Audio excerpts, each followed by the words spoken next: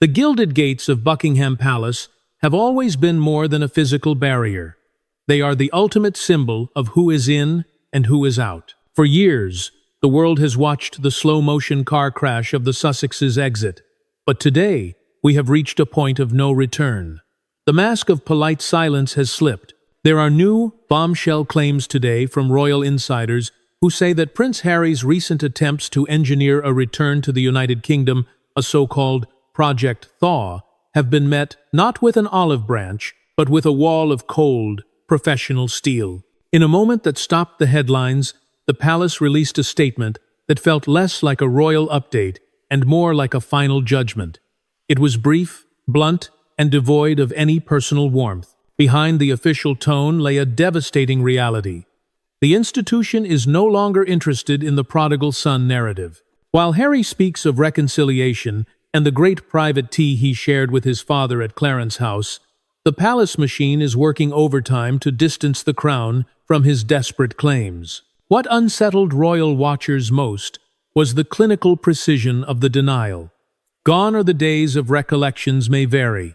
This time, the language felt colder, sharper, and impossible to misread.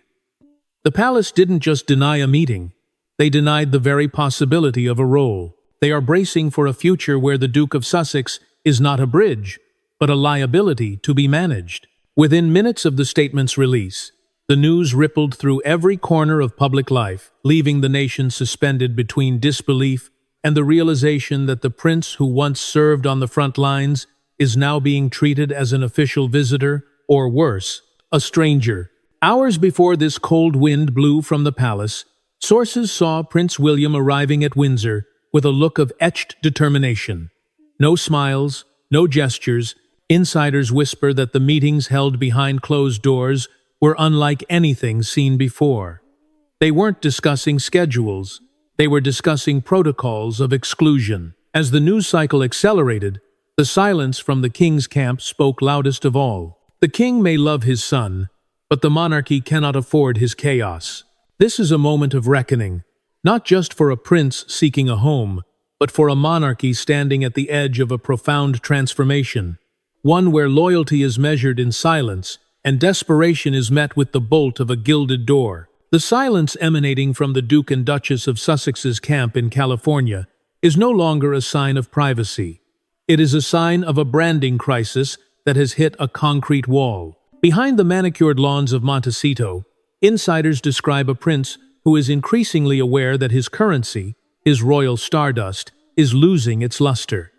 Project Thaw was supposed to be his masterstroke. It was a calculated strategy, leaked through friendly media outlets, suggesting that Harry was ready to step up and support his ailing father. It was framed as a son's devotion, but the palace saw it for what it truly was, a desperate bid for relevance from a man who has realized that a prince without a palace is simply a celebrity in a crowded market. But the architecture of the British monarchy is built on precedent, not emotion. While King Charles may feel the primal ache of a father wanting to embrace his youngest son, the king is also the sovereign, and the sovereign is guided by the men in gray suits, the institutional protectors who remember every interview, every memoir chapter, and every televised grievance. They have spent the last months building a fortress of protocols designed to ensure that any return is treated with the same clinical distance as a diplomatic visit from a foreign head of state. The denial issued by Buckingham Palace wasn't just a PR move, it was a constitutional decapitation of Harry's claims. By flatly denying that any official role was discussed, the palace has effectively relegated Harry to the status of a non-working royal in perpetuity. This is the constitutional wilderness that Harry so feared. Every time a source close to the Sussexes suggests a reconciliation is near, the palace's immediate and icy correction serves as a reminder. The door is not just closed, the locks have been changed. For Harry, this rejection is a jagged pill to swallow. He has built his post-royal identity on the idea that he could be half in, half out, a modern prince who could monetize his title while bypassing the stifling duty of the crown. But William, the Prince of Wales, has made it his personal mission to ensure that this hybrid model never exists. Insiders claim that William views Harry's Project Thaw as a Trojan horse, an attempt to regain the security and status of the monarchy without the lifelong sacrifice it requires. The tension is no longer about a broken bond between brothers. It is a battle for the very soul of the institution. William is not just protecting the king, he is protecting the future king himself from the chaos that Harry represents. As we move deeper into this standoff, the question isn't whether Harry will return, but whether the palace will ever let him be anything more than a ghost of the past. At the bleeding heart of Prince Harry's desperation lies a single, non-negotiable word: security. For the Duke of Sussex, security is no longer just about bodyguards or armored convoys. It has become the ultimate proxy for his royal identity. In the cold, calculated world of the British monarchy, police protection is the physical manifestation of belonging. To lose it is to be effectively erased from the royal lineage. Recent leaks from within the Home Office and royal circles suggest that Harry's latest desperate claims were anchored in a final, urgent appeal to his father. He didn't just ask for a home, he demanded the restoration of his status as a protected person, offering to personally reimburse the taxpayer for what he called the price of safety. But the palace's response was not just a denial, it was a clinical decapitation of his logic. Through a brief, 21-word statement issued via legal channels, the institution made it clear: the crown is not a subscription service.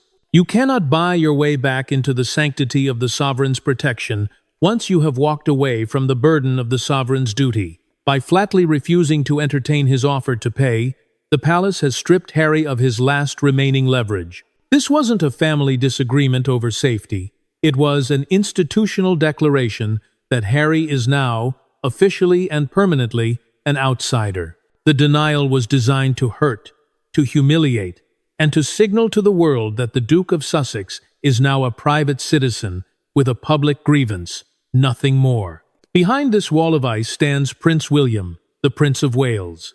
Insiders suggest William views Harry's obsession with security as a Trojan horse, a clever attempt to regain the aura of royal power without the commitment. William understands the symbolic weight of those police sirens. If Harry has them, he maintains the illusion of being half in. By denying this, William is ensuring the hard exit remains exactly that. The tension in the air at Windsor is palpable. Those close to the Prince of Wales say his stance has hardened into granite. He isn't just protecting the taxpayer. He is protecting the exclusivity of the monarchy. Every time the palace denies Harry's claims of being at risk, they are effectively saying, "Your safety is your problem, because your drama is no longer our business." This rejection has sent Project Thaw into a tailspin. Harry had banked everything on the idea that the king's paternal instinct would eventually override the palace's institutional rigor. He believed that the image of a vulnerable son wanting to serve his father would be enough to melt the barriers. He was wrong. The monarchy does not operate on instinct.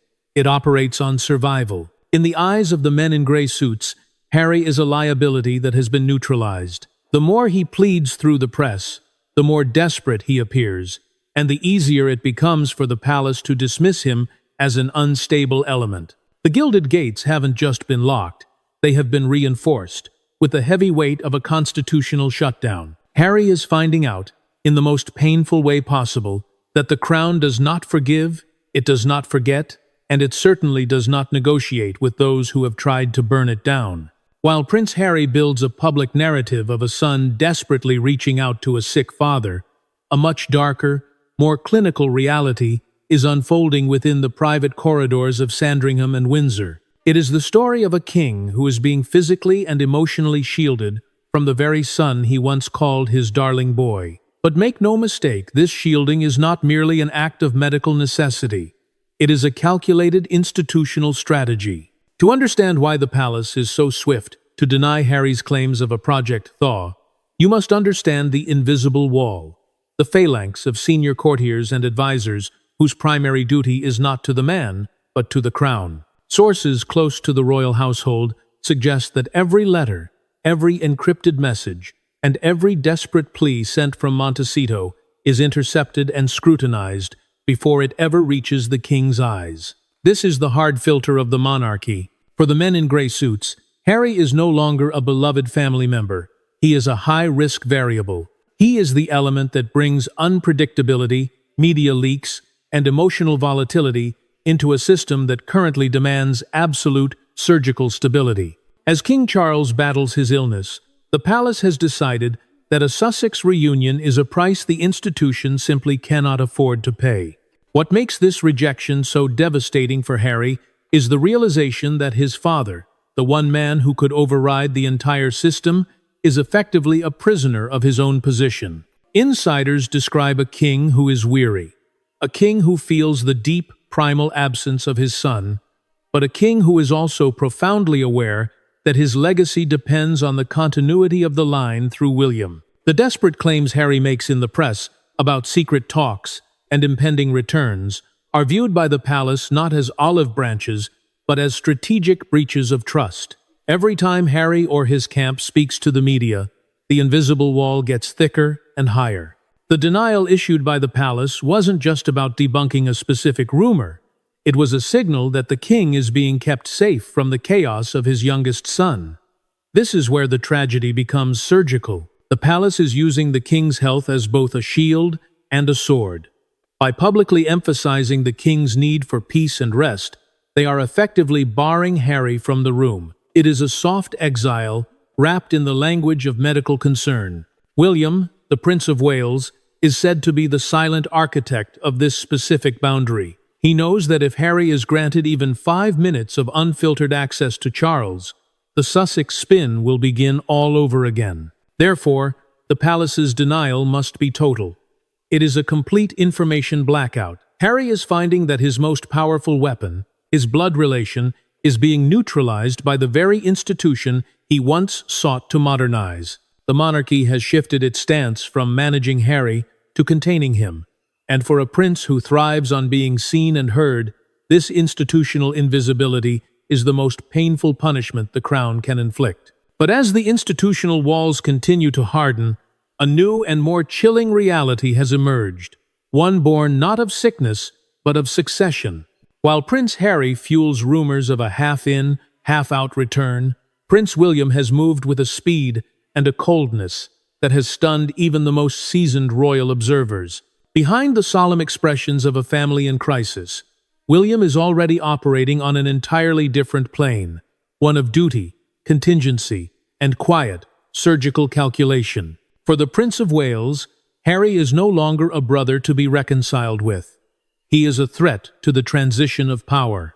Insiders now confirm that William has been seen entering private meetings at Downing Street under tight security, reviewing interim transition protocols that notably leave no space, no role, and no recognition for the Duke of Sussex. This is the shadow regency in action. While King Charles remains the sovereign, the administration of his reign has effectively shifted into the hands of those who view Harry's Project Thaw as a dangerous distraction. The palace's denial of Harry's claims was not just a PR correction.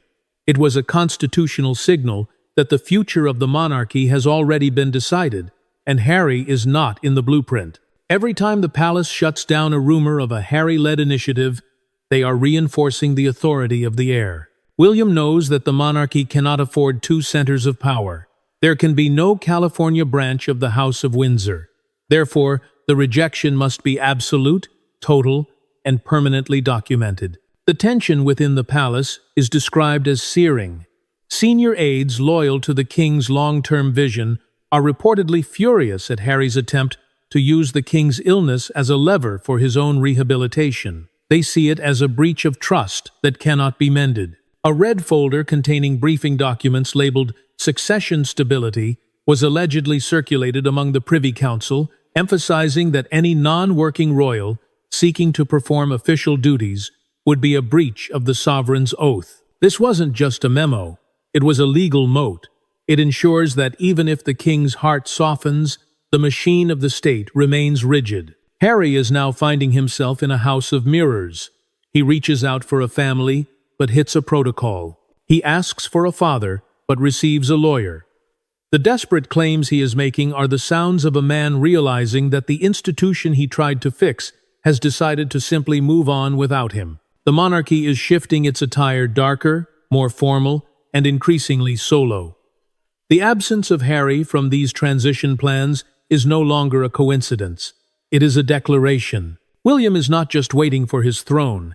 He is actively building the walls that will keep it safe from the chaos that his brother represents. As the sun sets on the hope of a Sussex return, the realization is becoming impossible to ignore. The crown has moved into a new era, and in this era, the Duke of Sussex is a ghost of a past the palace is determined to bury. The rejection of Prince Harry's desperate overtures is not merely a matter of family coldness. It has evolved into a full-scale administrative decapitation. In the high-stakes game of royal survival, the palace does not fight with shouting matches.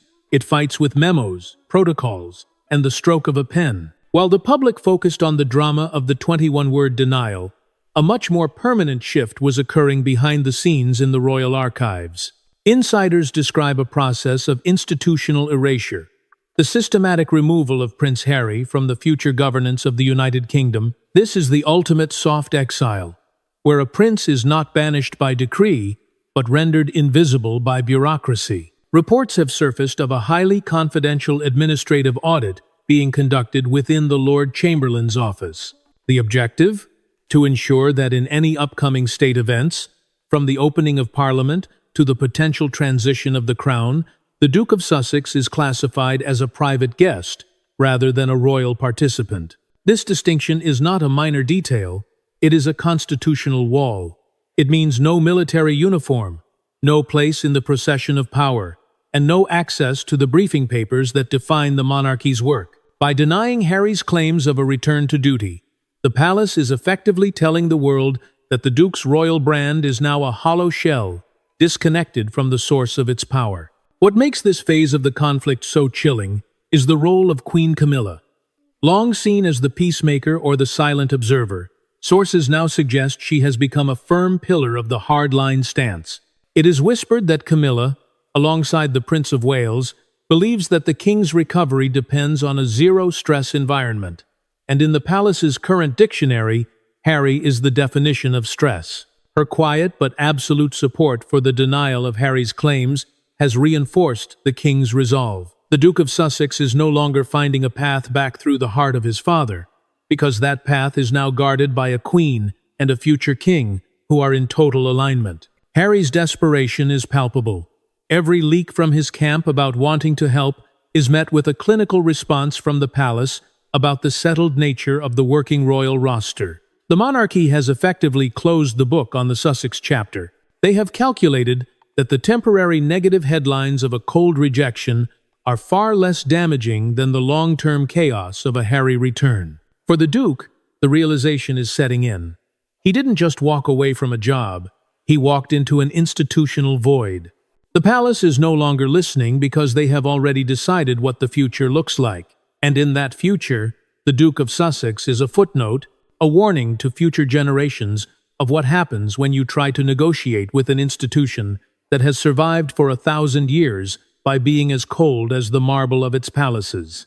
In the high-stakes theater of global PR, silence is often the loudest weapon, and Buckingham Palace has just deployed it with devastating effect. To understand the current state of Project Thaw, you must look at the wreckage of Prince Harry's media strategy. For weeks, the Sussex camp utilized every available channel to leak stories of a softened heart and an impending reconciliation. This was a classic pressure play, an attempt to use public opinion to force the palace into a corner where a reunion seemed inevitable. But the palace didn't just refuse to play the game, they changed the rules. By issuing a flat, clinical denial of his desperate claims, the institution has effectively turned Harry's own media machine against him. What we are witnessing is a narrative vacuum. When the palace denies a claim so bluntly, it leaves the claimant, in this case, Harry, looking not like a victim, but like an architect of his own delusion. Insiders close to the Sussexes describe a state of strategic paralysis in Montecito. The leaks have stopped because there is nothing left to leak. Every time a friend of the Duke suggests he is ready to serve, the palace's previous denial hangs in the air like a cold mist, reminding everyone that readiness is irrelevant without an invitation. This is the psychological siege of the monarchy. They aren't arguing with Harry, they are simply making him irrelevant. The desperate nature of Harry's claims, as highlighted by the palace's cold response, reveals a profound misunderstanding of how power currently flows in London. Harry is operating on the logic of 2018, a world of celebrity, power, and emotional appeals. But the palace of 2025 is a leaner, more focused machine, presided over by a Prince of Wales who views narrative management as a core component of national security. For William, allowing Harry's rumors to go unchallenged would be to allow a shadow court to exist. Therefore, the denial had to be surgical. It had to be a kill switch for the Sussex brand in the UK. As the news cycle moves on, Harry is left standing in a void of his own making. The Project Thaw that was supposed to save his reputation has instead cemented his status as an outsider. Even the most sympathetic royal commentators are beginning to shift their tone, questioning the wisdom of a prince who continues to knock on a door that has been not just closed, but bricked over. The palace's silence following the denial is the final blow. They have said their piece, and they have no interest in a rebuttal. Harry is finding that in the game of royal chess, the most dangerous move isn't an attack, it's being removed from the board entirely. What we are witnessing now is the final transition of the Sussex conflict, from a painful family feud to a state-level containment strategy. In the cold, analytical eyes of the palace, Prince Harry has crossed an invisible but sacred line. He is no longer viewed as a wayward son to be coaxed back into the fold. He is now classified as a constitutional hazard. The palace's blunt denial of his desperate claims was the first public shot in a new scorched earth policy. The institution has realized that as long as there is a glimmer of hope for a return, Harry remains a source of instability. To save the future of the monarchy under William, that glimmer must be extinguished permanently and publicly. Insiders within the Duchy of Cornwall and the King's private office suggest that a containment protocol has been activated. This involves the complete cessation of informal communication. Any attempt by Harry to bypass the official channels is now met with a legalistic stone wall. The palace has calculated that mercy in this context is a weakness. By denying Harry's claims so aggressively, they are sending a message to the global media and potential business partners. The Duke of Sussex carries no weight, no authority, and no future within the British state. This is an institutional warning designed to devalue the only asset Harry has left: his perceived closeness to the king. The strategy is surgical.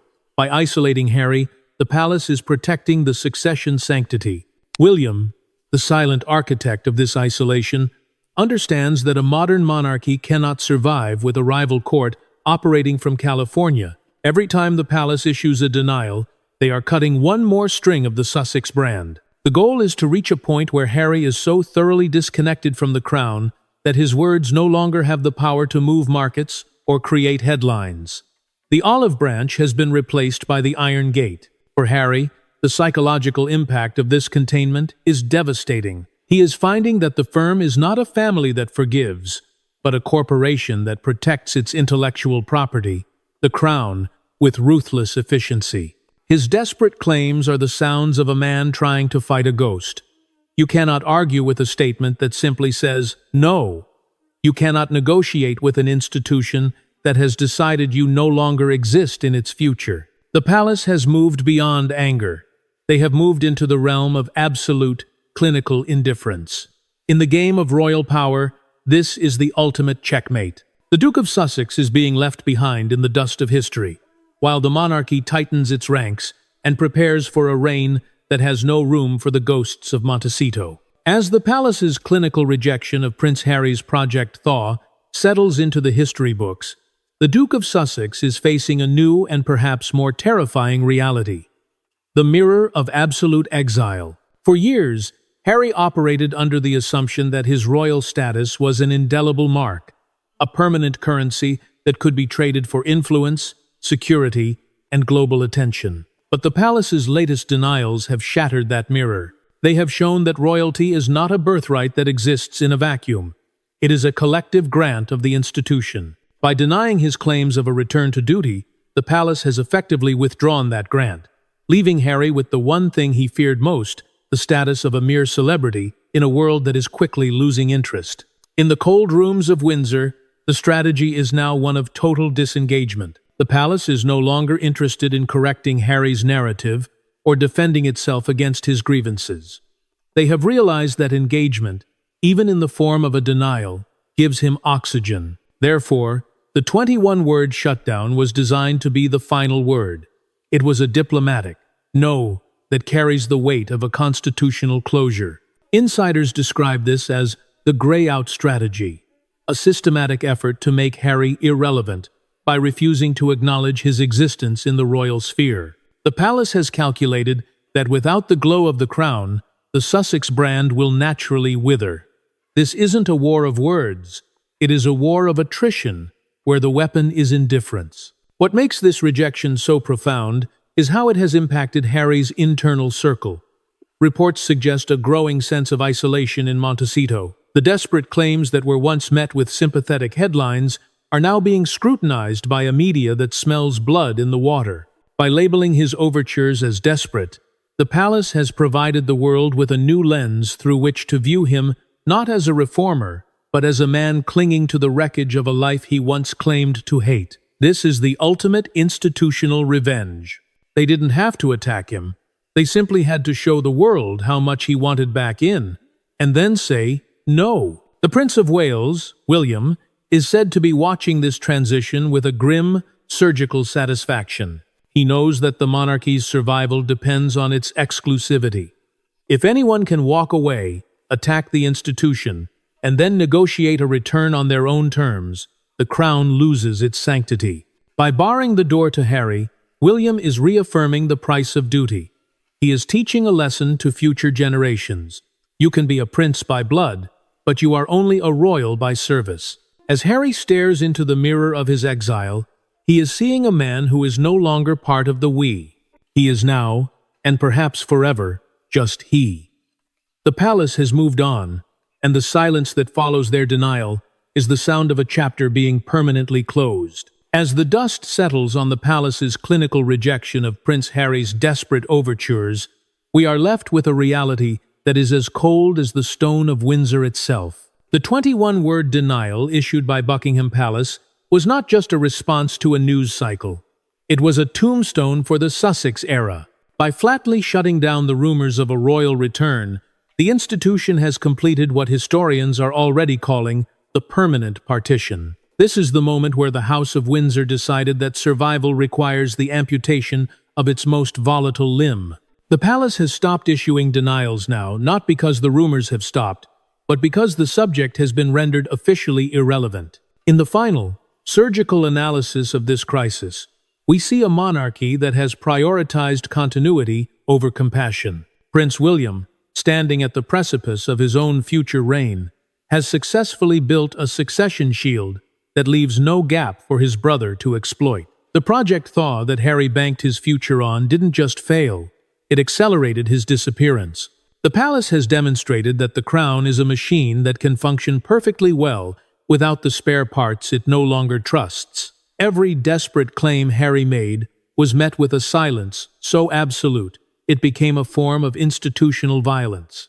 He didn't just lose a job, he lost his place in the historical narrative of his country. What remains is a prince in a self-imposed wilderness, a celebrity ghost haunting the margins of a story he used to lead.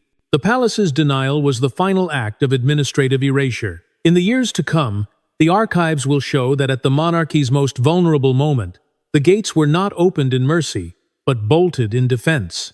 The king, shielded by a queen consort and a future king in total alignment, has chosen the stability of the institution over the chaos of a son. This is the price of the crown, a price that requires the heart to fade so the institution can endure. The story of Harry's desperate claims ends not with a bang, but with the quiet closing of a heavy door. The cameras have turned away, the briefings have ceased, and the palace has moved into a darker, more formal era of absolute duty.